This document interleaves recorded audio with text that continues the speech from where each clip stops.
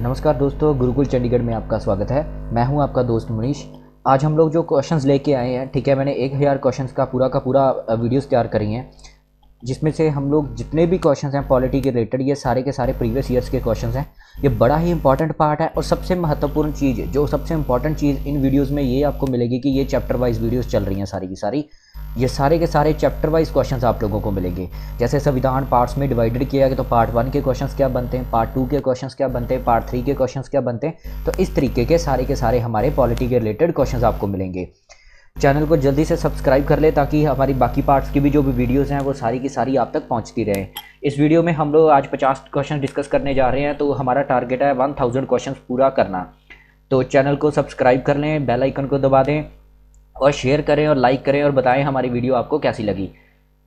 तो स्टार्ट करते हैं फर्स्ट क्वेश्चन से। फर्स्ट क्वेश्चन है हमारे पास, who is the person fondly known as the chief architect of the Indian constitution. संविधान के चीफ आर्किटेक्ट किनको कहा जाता है, किन आर्किटेक्चर माना जाता है संविधान का, इंडियन कॉन्स्टिट्यूशन का? वो है डॉक्टर BR अम्बेडकर। तो बड़ा ही इंपॉर्टेंट क्वेश्चन। उसके बाद है, first attempt in the world to constitute a constituent assembly to frame a constitution was made by. विश्व में सबसे पहले किस देश ने ये सोचा था कि हम लोग एक कॉन्स्टिट्यूएंट असेंबली तैयार करते हैं ताकि एक संविधान बनाया जाए? तो वो था, कौन सा देश था हमारे पास? अमेरिका। तो सबसे पहले अमेरिका ने ये संविधान के लिए कॉन्स्टिट्यूएंट असेंबली बनाई थी। अब भारत की बात करें तो first attempt by Indians to write a constitution to India was done by committee headed by Motilal Nehru. तो भारत में जो सबसे पहले संविधान को बनाने के लिए जो कमेटी बनाई गई थी, तो वो कमेटी के हेड कौन थे? मोतीलाल नेहरू। तो उस जो उन्होंने रिपोर्ट सबमिट करी थी उसका नाम क्या था? नेहरू रिपोर्ट। तो जैसे कि मैंने बताया, हम पार्ट वाइज सारे के सारे क्वेश्चन सॉल्व करेंगे, कोई भी इसमें अलग नहीं रहेगा। तो 1000 क्वेश्चन डेफिनेटली हमारे लिए बड़े ही इंपॉर्टेंट क्वेश्चन हैं। The idea of the Constitution of India was flashed for the first time by, तो संविधान का जो के भारत के पास भी संविधान होना चाहिए, ये आइडिया सबसे पहले किन्होंने दिया था? MN रॉय। तो अगेन बड़ा ही महत्वपूर्ण क्वेश्चन हमारा बेसिक से। The plan of the setting up of a constituent assembly to draw up the future constitution for India was given by, तो कौन से प्लान ने constituent assembly को सेटअप करने के लिए दिया था? वो था हमारा कैबिनेट मिशन प्लान। तो अगले क्वेश्चन पे बढ़ते हैं हम लोग। Members of the constituent assembly, तो जो संविधान बनाने के लिए हम लोगों ने एक असेंबली तैयार करी थी, उसके मेंबर्स कौन इलेक्टेड किसके द्वारा किए गए थे? Elected by the provincial assemblies. तो प्रोविंशियल असेंबलीज के द्वारा वो इलेक्टेड किए गए थे। विच of the following word was added into the preamble of the constitution by the 42nd amendment act 1976, यानी कि भारत का मिनी कॉन्स्टिट्यूशन भी हम लोग इस अमेंडमेंट को बोलते हैं। तो इस चीज़ को बड़ा ही इंपॉर्टेंट है याद रखना। तो कौन सा शब्द प्रियम्बल में ऐड ऑन किया गया था? उसका नाम है सोशलिस्ट। तो सोशलिस्ट ऐड ऑन किया गया था 42वीं अमेंडमेंट एक्ट के दौरान। अमेंडमेंट आप लोगों को पता है, जब भी किसी लॉ या किसी भी लॉ में हम लोग चेंजेस करते हैं उसको हम लोग क्या कहते हैं? Amendment. From which constitution was a concept of 5 year plan borrowed into our constitution. तो भारत के संविधान में 5 ईयर प्लान कंसेप्ट कहाँ से लिया गया था? तो वो था USSR से। The procedure of the amendment to the constitution is borrowed from constitution of, तो अमेंडमेंट का जो हम लोगों ने प्रोसीजर अडॉप्ट किया, यानी कि कॉन्स्टिट्यूशनल अमेंडमेंट एक्ट, जो कि हमारा आर्टिकल कौन सा है? 368। तो ये कहाँ से हम लोगों ने अडॉप्ट किया? South Africa. तो एक और बड़ा ही इंपॉर्टेंट क्वेश्चन। इसके बाद चलते हैं, which country is the best example for the federal and unitary government. Federal और यूनिटरी गवर्नमेंट के लिए सबसे एग्जाम्पल अगर बात करें तो कौन सी कंट्रीज हम लोग देख सकते हैं? एक तो हमारे पास अमेरिका और दूसरा क्या है? ब्रिटेन। अगले क्वेश्चन देखते हैं, which of the following is not a democratic institution of the Rigvedic era. Rigvedic era के दौरान डेमोक्रेटिक इंस्टीट्यूशन कौन सा नहीं था? तो हमारा क्या था? ग्रामा। तो आंसर है हमारा ग्रामा। अगला क्वेश्चन है, during medieval India which kings first establish local self government. तो लोकल सेल्फ गवर्नमेंट एस्टैब्लिश करने वाला भारत में सबसे पहला राजा कौन सा था? तो वो थे चोलास, जिन्होंने लोकल सेल्फ गवर्नमेंट सबसे पहले एस्टैब्लिश करी थी। East India company was established in the year, तो ईस्ट इंडिया कंपनी भारत में कब एस्टैब्लिश की गई थी? तो 1600 में। तो आंसर है 1600। Which charter empowered the British governors of the presidencies to make bylaws, rules, regulations in conformity with the British laws। तो कौन से चार्टर ने जो भी ब्रिटिश के गवर्नर थे उनको ये पावर कर दिया था, उनको पावर दे दी थी ताकि वो रूल्स एंड रेगुलेशन बना सकें? तो वो था चार्टर ऑफ 1726। तो 1726 के चार्टर ने उनको पावर दी थी ताकि वो भी रूल्स एंड रेगुलेशन बना सकते हैं। Who started dual government in Bengal, तो बंगाल में दोहरी सरकार किसने शुरुआत की थी? Robert Clive. तो बड़ा ही इंपॉर्टेंट क्वेश्चन एक और हमारे पास, तो मैंने कहा ये सारे के सारे प्रीवियसली पेपर्स में आ चुके हैं और बार बार रिपीट होते हैं ये वाले questions. Who is the first governor general of the Bengal, Bengal का पहला गवर्नर जनरल कौन थे? Warren Hasting. तो अगेन बड़ा ही महत्वपूर्ण question, important question. Which is the first written document of the constitutional history of India, तो संवैधानिक इतिहास में अगर भारत की बात की जाए तो सबसे पहला रिटन डॉक्यूमेंट कौन था? Regulating act 1773। तो आंसर है रेगुलेटिंग एक्ट 1773। अगला क्वेश्चन है हमारे पास, which act created for the first time in India government of India, तो पहला कौन सा एक्ट था जो कि भारत में क्रिएट किया गया था? तो वो था चार्टर एक्ट ऑफ 1833। तो पहला एक्ट हमारा कौन सा था? Charter act 1833। Which act created for the first the supreme court, तो कौन से एक्ट ने सबसे पहले क्रिएट किया था द सुप्रीम कोर्ट? तो वो क्या था हमारे पास? द रेगुलेटिंग एक्ट द 1773 ने एक्ट ने क्रिएट किया था फर्स्ट द सुप्रीम कोर्ट। तो लॉ के एग्जाम्स के लिए बड़ा महत्वपूर्ण क्वेश्चन, इसको अच्छे से याद रख लेना। तो सभी के सभी क्वेश्चन आप लोग रट लो, ये बड़े ही इंपॉर्टेंट क्वेश्चन है, बार बार रिपीट होते हैं पेपर में। First law commission was appointed in India for codification of laws under the chairmanship of, तो सबसे पहली लॉ कमीशन जो भारत में अपॉइंट की गई थी वो किसके चेयरमैनशिप के अंडर थी? लॉर्ड मैकॉले थे। बड़ा ही अगेन एक और इंपॉर्टेंट क्वेश्चन हमारा संविधान से। Which act made the beginning of the parliamentary system in India, तो parliamentary system in India Bharat में किस एक्ट ने शुरुआत करी थी? Charter act of 1853। तो ये जितने भी एक्ट पास होते हैं ये बड़े ही इंपॉर्टेंट हैं, इनके रिलेटेड क्वेश्चंस यही सेम एज इट इज़ बार बार एग्जाम में पूछे जाते हैं, तो इनको अच्छे से रट लेना। Under which of the following act the crown of England took the affairs of the government of India into its on hand, तो कौन से एक्ट के द्वारा जो क्राउन था, जो इंग्लैंड के क्राउन था मतलब रानी थी, उसके हाथों में जितने भी गवर्नमेंट ऑफ इंडिया के जितने भी अफेयर्स थे वो उनके हाथों में चले गए थे? वो था गवर्नमेंट ऑफ इंडिया एक्ट 1858। तो अगेन एक और हमारा इंपॉर्टेंट क्वेश्चन। अगले क्वेश्चन पे चलें। अगेन बड़ा important question, the governor general of the India was also representative of the British crown to princely states in India, तो गवर्नर जनरल जो इंडिया के थे वो रिप्रेजेंटेटिव किसके थे? ब्रिटिश क्राउन के। किसके लिए? प्रिंसली स्टेट्स, जो भारत में प्रिंसली स्टेट थी उसके लिए क्राउन को रिप्रेजेंट कौन करते थे? Governor general. इनको एंड इसीलिए इनको क्या कहा जाता था? Viceroy of India. तो बड़ा ही इंपॉर्टेंट, तो वाइसरॉय कौन थे? गवर्नर जनरल ऑफ इंडिया, जो कि रिप्रेजेंट करते थे किसको? ब्रिटिश क्राउन को। अगला क्वेश्चन है, which act for the first time give an opportunity for Indians to enter into the sphere of the legislature. Okay, बड़ा ही इंपॉर्टेंट क्वेश्चन, इसको अच्छे से नोट डाउन कर लेना। लेजिस्लेचर में कौन से ऐसे एक्ट ने भारतीयों को अपॉर्चुनिटी दी थी कि आप भी लेजिस्लेचर में एंटर कर सकते हैं? तो वो था इंडियन काउंसिल एक्ट 1861। तो 1861 के एक्ट ने इनको अलाउ किया था भारतीयों को, ताकि ये भी लेजिस्लेचर में आगे नियुक्त हो सकें। विच act made the beginning of the electoral system in India, तो भारत में सबसे पहले इलेक्टोरल सिस्टम यानी कि इलेक्शंस के लिए वो किस एक्ट ने स्टार्ट किया था? Government of India act 1858। तो अगेन एक और इंपॉर्टेंट क्वेश्चन, वोट डालने के लिए सबसे पहले शुरुआत कब की गई थी? Government of India act 1858।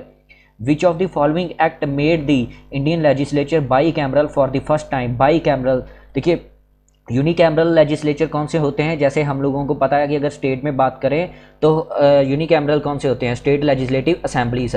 इसी तरीके से आती है स्टेट लेजिस्लेटिव काउंसिल्स। तो made the Indian legislature bicameral for the first time government of India act, Vidhan Sabha Rajya Sabha, ठीक है। तो गवर्नमेंट ऑफ इंडिया एक्ट 1919 ने अलाउ किया था इंडियन लेजिस्लेचर को, बाई कैमरल बनाया था फर्स्ट टाइम। तो बड़ा important question.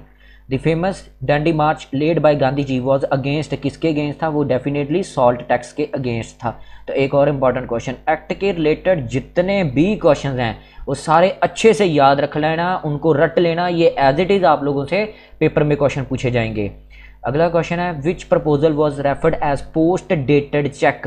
Post dated cheque कौन सा प्रपोजल कहा जाता है? Cripps proposal, Cripps proposal. तो याद रख लेना पोस्ट डेटेड चेक किसको?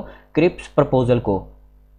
Indian National Congress started Quit India Movement after the failure of, तो इंडियन नेशनल कांग्रेस ने क्विट इंडिया मूवमेंट कब शुरुआत करी थी? जब क्रिप्स मिशन फेल हो चुका था, ठीक है। क्रिप्स मिशन के फेलियर के बाद इंडियन नेशनल कांग्रेस ने INC ने क्विट इंडिया मूवमेंट को शुरुआत करी थी। Gandhi ji gave a call to all Indians do or die which is popularly known as, Gandhi ji ने कॉल दिया था डू और डाई, जिसका मतलब क्या था, क्विट इंडिया मूवमेंट। तो क्विट इंडिया मूवमेंट अगेन बड़ा ही इंपॉर्टेंट क्वेश्चन प्रीवियसली पेपर में आ चुका है, बड़ी बार रिपीट होता है ये question. Which plan rejected the demand for the independent Pakistan, तो कौन से प्लान ने, जब आज़ाद पाकिस्तान की डिमांड रखी गई थी, कौन से प्लान ने इसको रिजेक्ट किया था, कैबिनेट मिशन प्लान। तो एक और क्वेश्चन कैबिनेट मिशन प्लान के रिलेटेड, अभी हम लोग पहले भी पढ़ चुके हैं इसके रिलेटेड।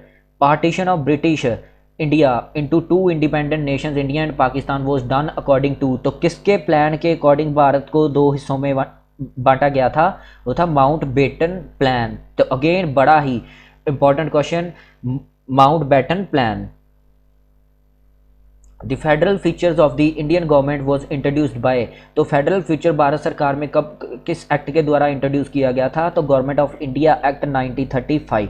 तो मैंने बताया एक्ट के रिलेटेड जितने भी क्वेश्चंस आते हैं वो सारे हमारे इन्हीं वीडियोस में कवर होंगे। तो ये सारी वीडियोस पार्ट वाइज चल रही हैं, तो इससे हमारा एक भी क्वेश्चन मिस नहीं होगा।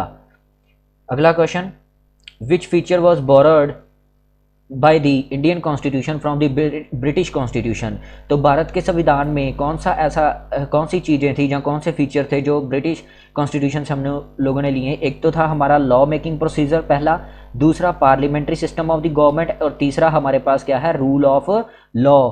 ठीक है, तो ये हम लोगों ने ब्रिटिश कॉन्स्टिट्यूशन से ही लिए थे। इसके बाद अगला क्वेश्चन की बात करें, द कॉन्स्टिट्यूशन सपोर्ट्स, तो कॉन्स्टिट्यूशन सपोर्ट किसको करता है, rule of law. Rule of law means equal justice. ठीक है, तो रूल ऑफ लॉ में काफ़ी सारी चीज़ें आ जाती हैं, no person is above law, कोई भी कानून से ऊपर नहीं है। ठीक है, अगर हम लोग किसी को जस्टिस देना है तो उसके लिए हमें क्या है, बायस्ड अनबायस्ड जस्टिस होना चाहिए। कहने का मतलब कि कोई भी बंदा खुद ही जज नहीं बन सकता, दोनों को सुनने के बाद, दोनों पार्टीज को सुनने के बाद ही कोई डिसीजन लिया जा सकता है। तो ये रूल ऑफ लॉ को सपोर्ट करता है। ठीक है, उसके बाद आता है, in Britain parliament is supreme accordingly which among the following is supreme in India. जैसे अगर हम लोग ब्रिटेन की बात करें तो सबसे ऊपर कौन है, पार्लियामेंट। ठीक है, तो लेकिन भारत में सबसे ऊपर कौन है, हमारा कॉन्स्टिट्यूशन, संविधान को ही सब कुछ माना जाता है। ठीक है, उसके बाद हमारे पास 37th क्वेश्चन पे चलते हैं। The government of India act 1935 provided for establishment of the federal court, diarchy at the centre and provincial autonomy. तो गवर्नमेंट ऑफ इंडिया एक्ट किन किन चीज़ों के लिए था हमारे पास, फेडरल कोर्ट की एस्टेब्लिशमेंट के लिए। ठीक है, तो ये अगेन लॉ के रिलेटेड बड़ा इंपॉर्टेंट क्वेश्चन। ठीक है, देन प्रोविंशियल ऑटोनॉमी के लिए। अगले क्वेश्चन पे चलते हैं 38th, द एक्ट ऑफ 1935 एबोलिश्ड, और एक्ट ऑफ 1935 ने क्या एबोलिश्ड किया, डीआरसी इन दी प्रोविंसेस को इन्होंने क्या कर दिया, एबोलिश कर दिया था। अगले क्वेश्चन पे 39th, the constitution of India was enacted bye constituent assembly set up under the cabinet mission 1946 के अंडर जो कॉन्स्टिट्यूएंट असेंबली बनाई गई थी, ठीक है, उसके द्वारा संविधान को इनेक्टेड किया गया था। अगले क्वेश्चन पे चलते हैं, the constituent assembly of the India was created as per the proposal of, again cabinet mission के प्रपोजल पे ही कॉन्स्टिट्यूएंट असेंबली ऑफ इंडिया को क्रिएट किया गया था। नेक्स्ट क्वेश्चन है, in which year did the Cripps mission come to India. Cripps mission Bharat में कब आया था, 1942 में क्रिप्स मिशन भारत में आया था।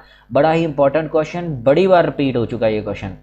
अगला क्वेश्चन है, the constituent assembly setup under the cabinet mission plan had a strength of, जो कॉन्स्टिट्यूएंट असेंबली थी जो कैबिनेट मिशन प्लान के दौरान बनाई गई थी उसके कितनी स्ट्रेंथ थी, 389। तो याद रखना कैबिनेट मिशन प्लान के again very very important question. अगला क्वेश्चन है, strength of the constituent assembly after the withdrawal of the Muslim League was reduced to 299। जब मुस्लिम लीग ने विड्रॉ कर दिया था कॉन्स्टिट्यूएंट असेंबली में से तो उसके बाद स्ट्रेंथ कितनी रह गई थी हमारे पास, 299। ठीक है, तो अगेन एक और इम्पॉर्टेंट क्वेश्चन, तो स्ट्रेंथ के रिलेटेड जितने भी हमारे क्वेश्चंस हैं ये सारे एक्ट हो गए, कैबिनेट मिशन प्लान हो गया, इन सबको अच्छे से याद रख लेना। How many committees were set up bye the constituent assembly for framing the constitution. तो संविधान बनाने के लिए कितनी कमेटीज़ तैयार करी गई थी, तो 13 कमेटीज़ तैयार करी गई थी संविधान के लिए। तो अगेन एक और हमारा सबसे इम्पॉर्टेंट क्वेश्चन।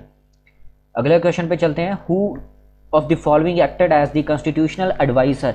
तो कॉन्स्टिट्यूशनल एडवाइजर कौन था, ठीक है, तो अगेन एक और हमारा क्वेश्चन, कॉन्स्टिट्यूशनल एडवाइज़र कौन था कॉन्स्टिट्यूएंट असेंबलीज का, तो वो कौन था, BN राव। नेक्स्ट है हमारे पास, demand for the constitution framed by the constituent assembly was made by, जो संविधान की डिमांड थी जो कि फ्रेम्ड की गई थी कॉन्स्टिट्यूएंट असेंबली के द्वारा, वो किसने की थी, गांधी जी। अगला क्वेश्चन है हमारे पास, the idea of the constituent assembly to frame a constitution for India was first mooted by Swaraj party in 1928। तो कॉन्स्टिट्यूएंट असेंबली का जो आइडिया था ताकि संविधान बनाया जाए इंडिया के लिए, वो सबसे पहले कब आया था, 1928 में। Who started with the presentation of the objective resolution on 22 जनवरी 1947, जवाहरलाल नेहरू। तो एक और इंपॉर्टेंट क्वेश्चन, ठीक है। Next question, when was the objective resolution moved and adopted, कब मूव्ड किया गया था और अडॉप्टेड, तो मूव्ड कब किया गया था, 13 दिसंबर 1946 एंड 22 जनवरी 1947 को अडॉप्टेड किया गया था। इस वीडियो का last question, the members of the constituent assembly were elected by the provincial assemblies. तो इन क्वेश्चंस को 50 के 50 क्वेश्चंस को अच्छे से रट लो, डेफिनेटली ये बड़ी बार रिपीट होते हैं पेपर में क्वेश्चंस। तो ये था हमारे 1000 क्वेश्चंस का पार्ट 1। चैनल को जल्दी से सब्सक्राइब कर लो ताकि बाकी पार्ट्स के रिलेटेड आपको नोटिफिकेशन मिलती रहे। Okay, thank you so much.